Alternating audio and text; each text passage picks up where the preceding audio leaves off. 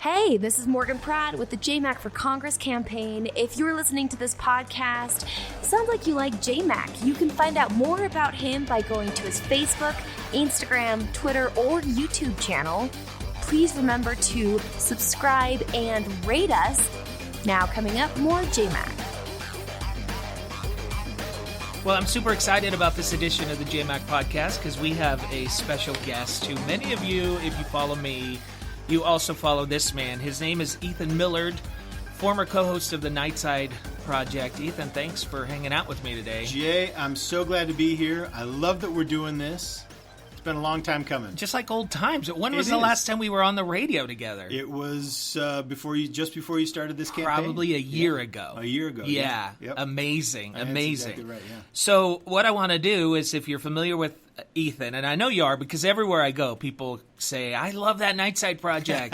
When is that Nightside Project coming on? So I want to answer that question first of all. You're not doing the Nightside Project right now. Right. On the air, we folded the Nightside Project on the air. We resurrected it as a podcast. Yeah. So the Nightside Project with both Alex and me, it lives on the digital side of KSL. So and are you still recording it? Yep, we record new episodes every week, so there's always new content. We're having a lot of fun. Same old show. Yeah. Right? Yeah. Same old gags.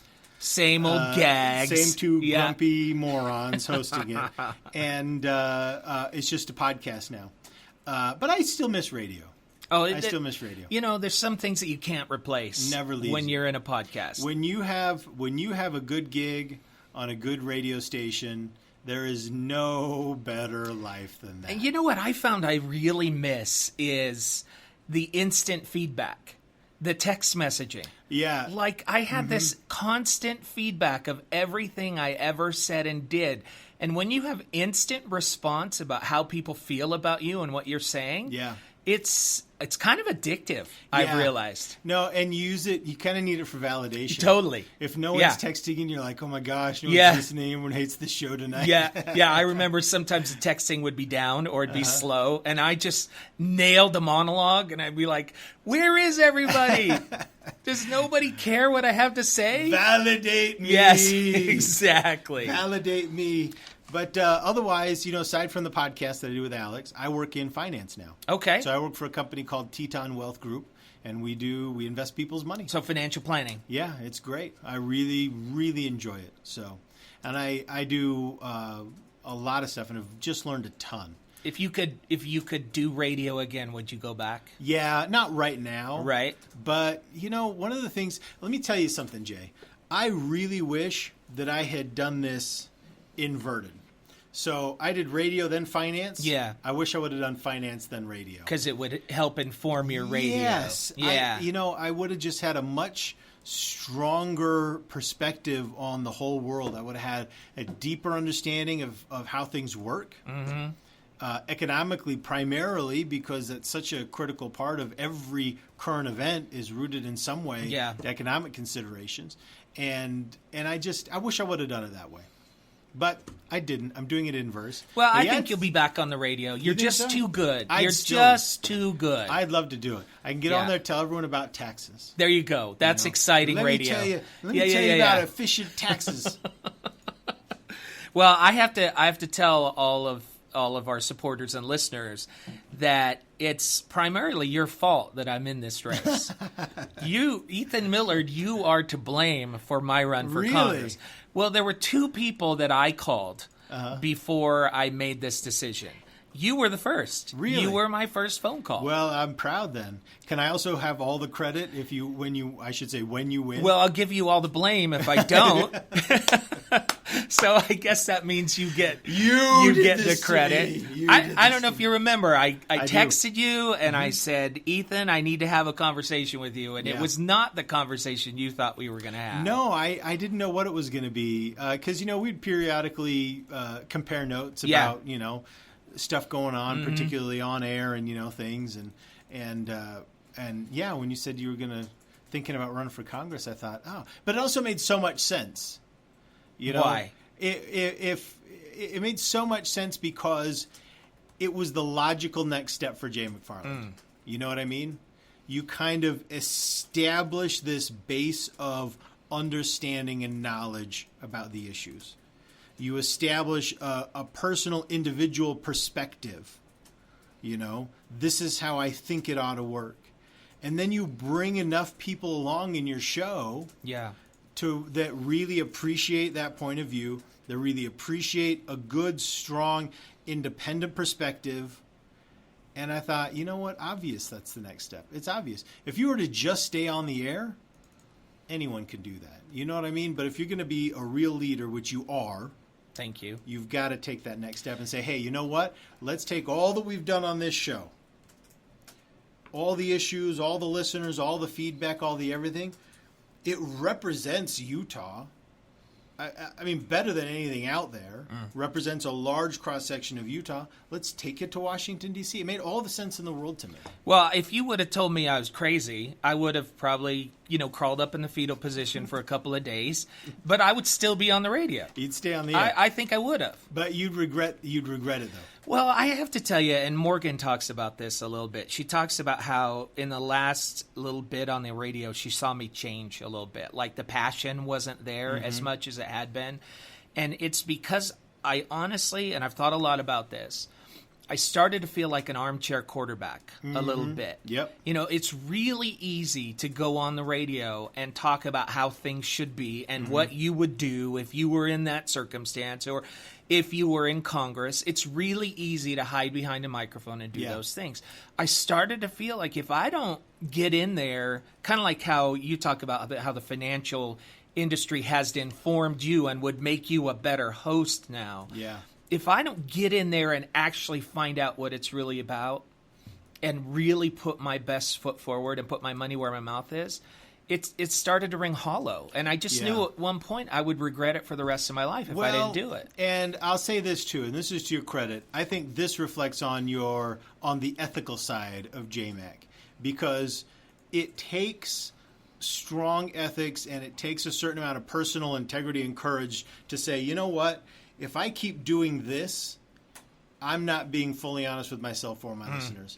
And I think you are right to see that as potentially chickening out. I know those aren't your words. Right.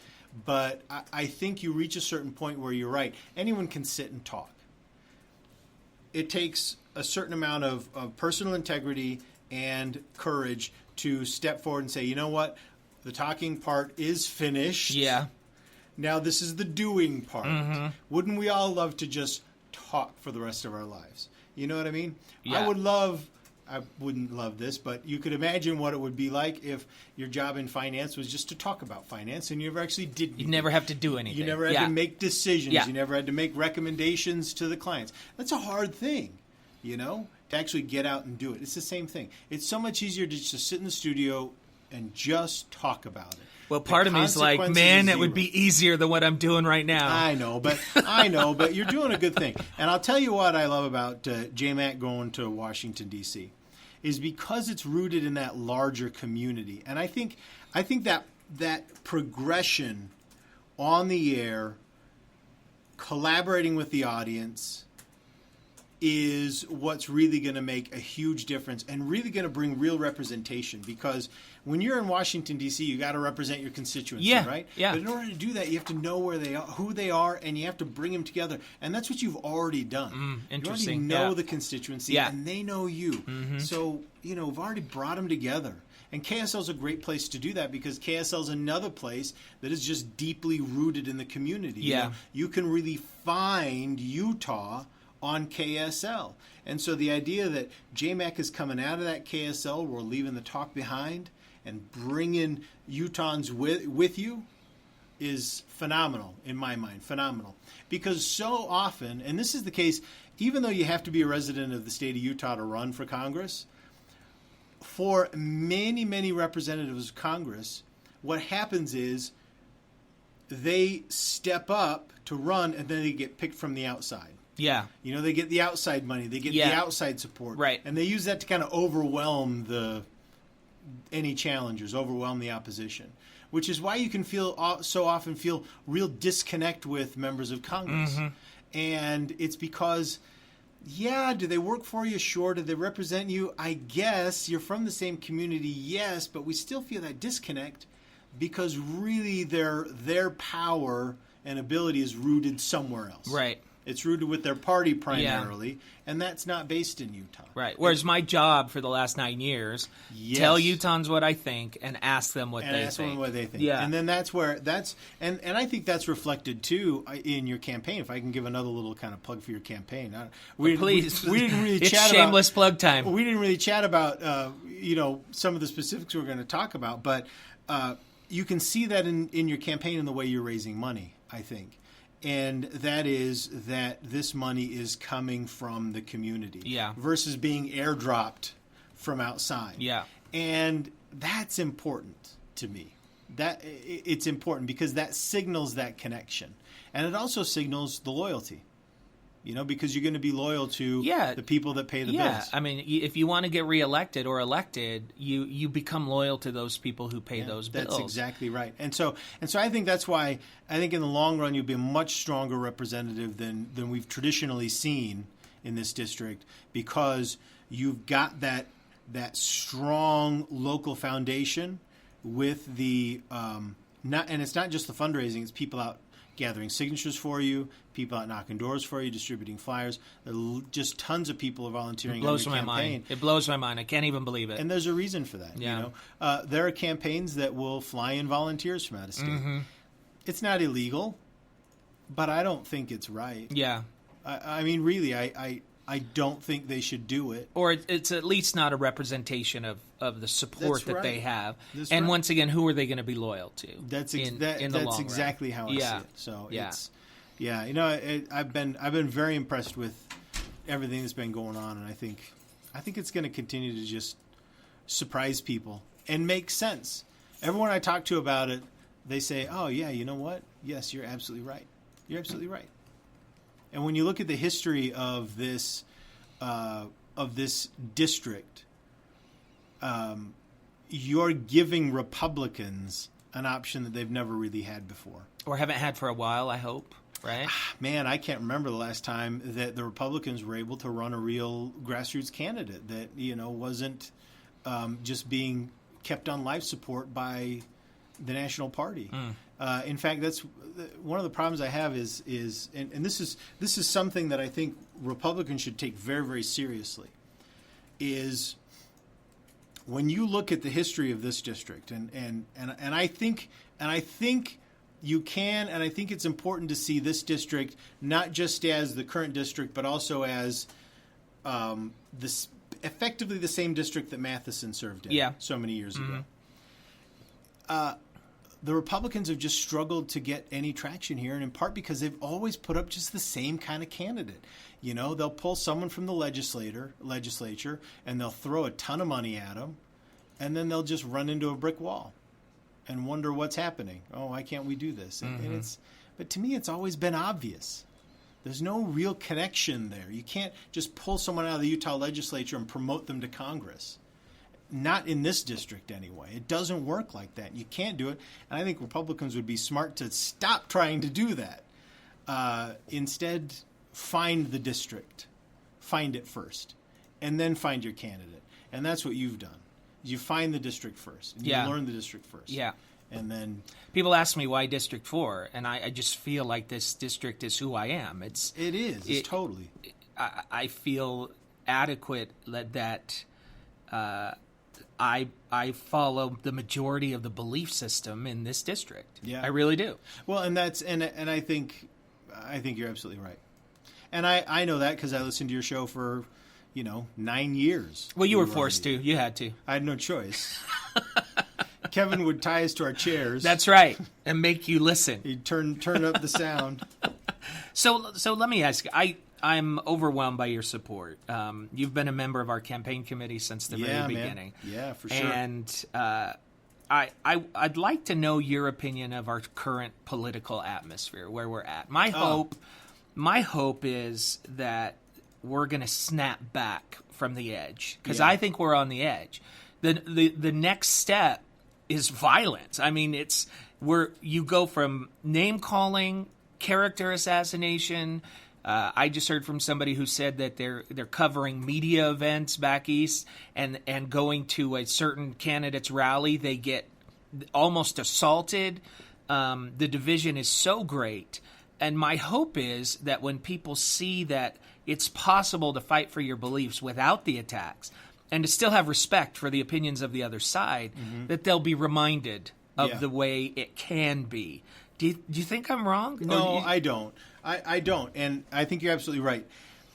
And I think, yes, there will be a snapback. Because, politics, you can imagine like a pendulum, right? Just swing. And we're seeing some things that we haven't seen, at least in my experience. Yeah. People are always pointing to, 150 years ago, this happened, but fine. Yeah. In my lifetime, we're seeing some very new things. And yes, we're gonna swing back. Whether or not we're going to do that soon or gracefully, I think is going to depend on who we put in office.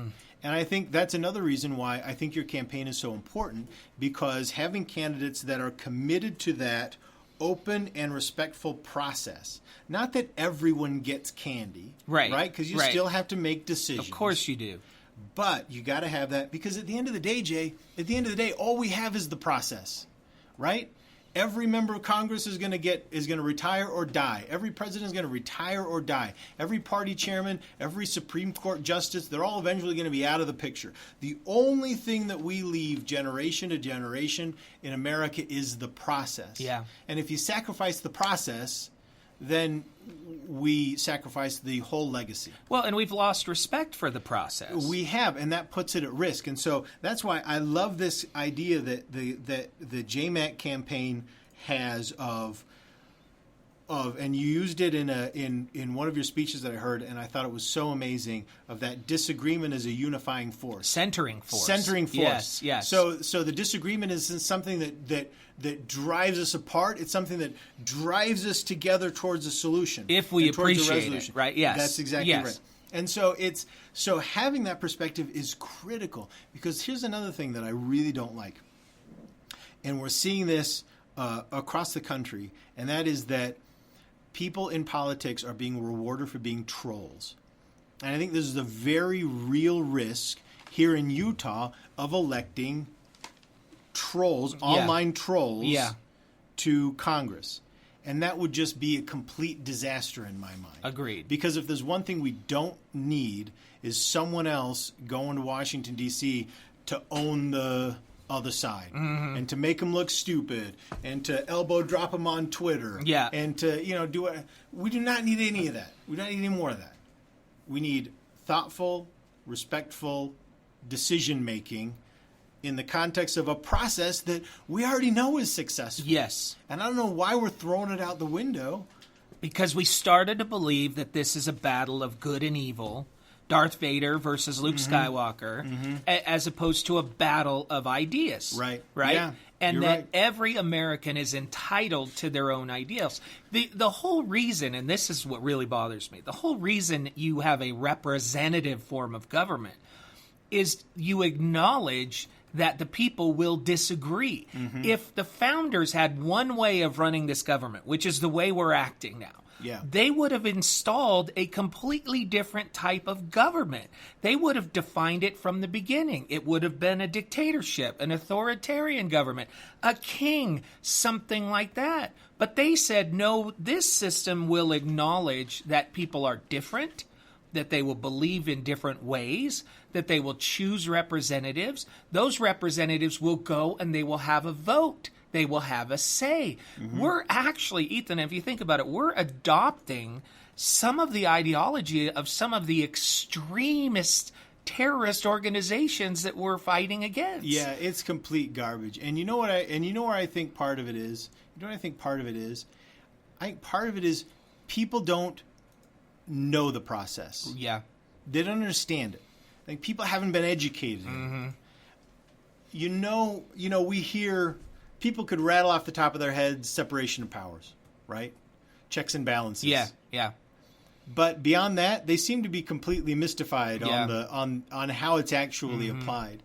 And so I think that's another thing that I'd love to see come out of all of this is a awakening of an interest in what our process really Yeah. is. You know, I really hope that there's some people that are watching politics that are saying, you know, how should we be doing this? Yeah. What is separation of powers really?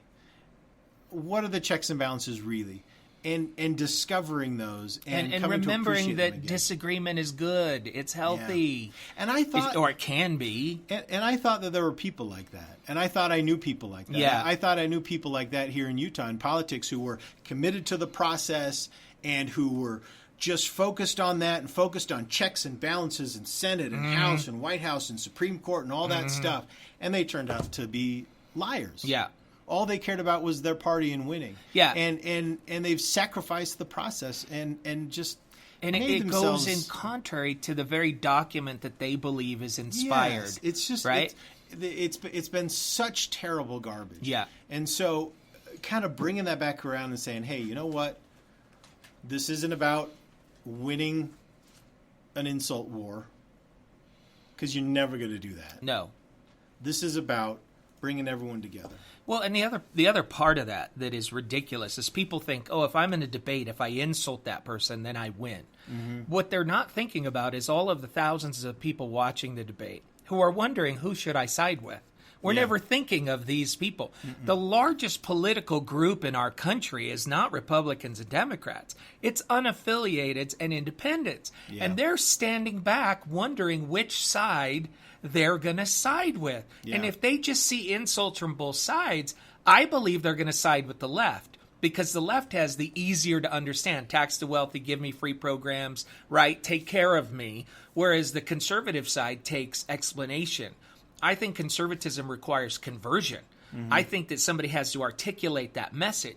The moment conservatives stop evangelizing for their cause and started insulting because they felt they had been insulted for so long is the minute I believe conservatism started to die. Yeah, you're absolutely right, because when you think of your kids, okay? Think of your kids and the things that they're exposed to and the things that they come to believe.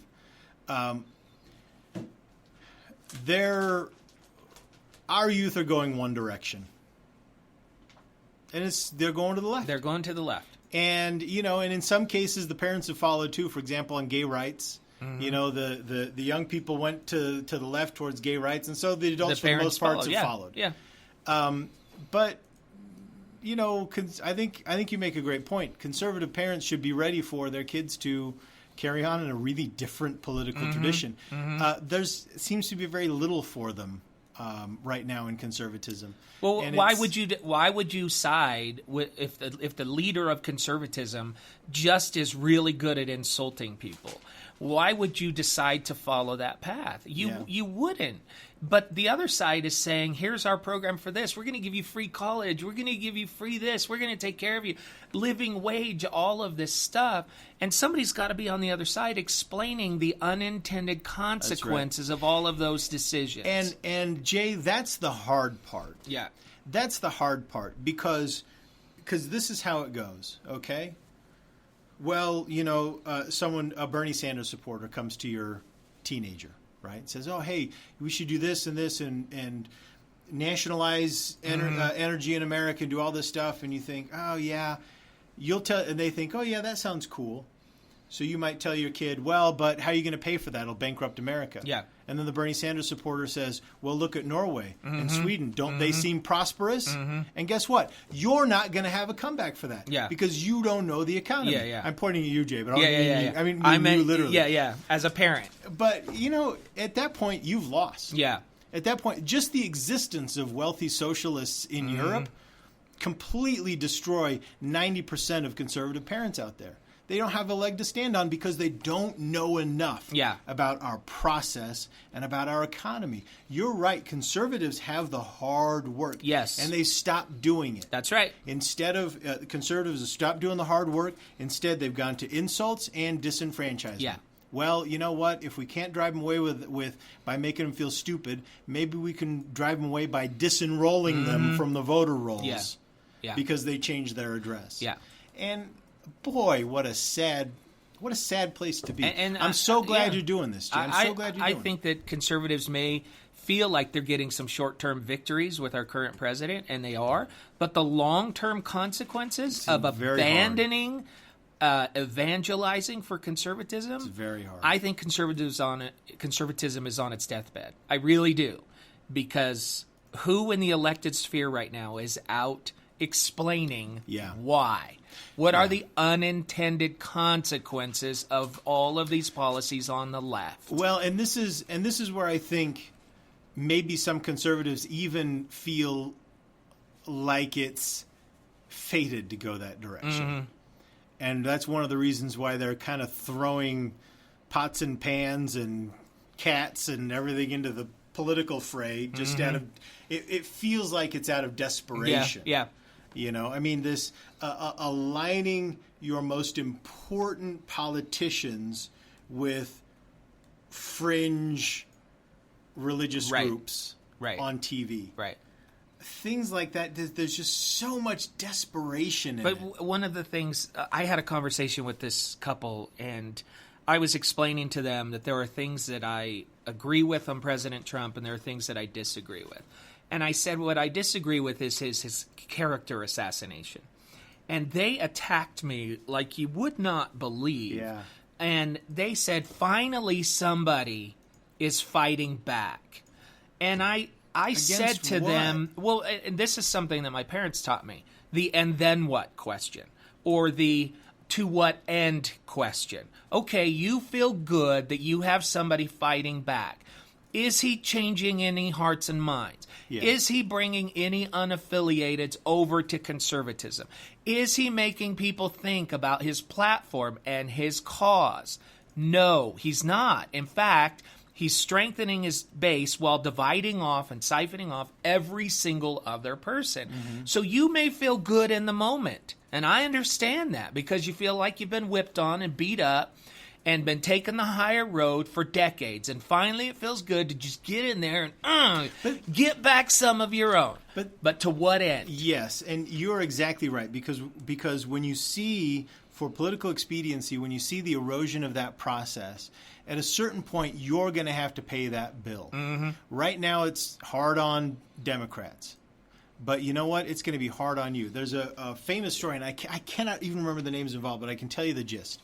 And it was a famous prosecutor in Britain, and he was being challenged on how far he'd go, to fight evil and fight wickedness in Britain. And he said, I'd cut down. He said, if I could, it was how he would channel the devil himself. He said, I'd cut down every law in Britain if I could corner the devil. Yeah. And the retort was, well, then what? When the devil turned around to face you and all the laws are gone. You did his work for him. And that same thing is happening here.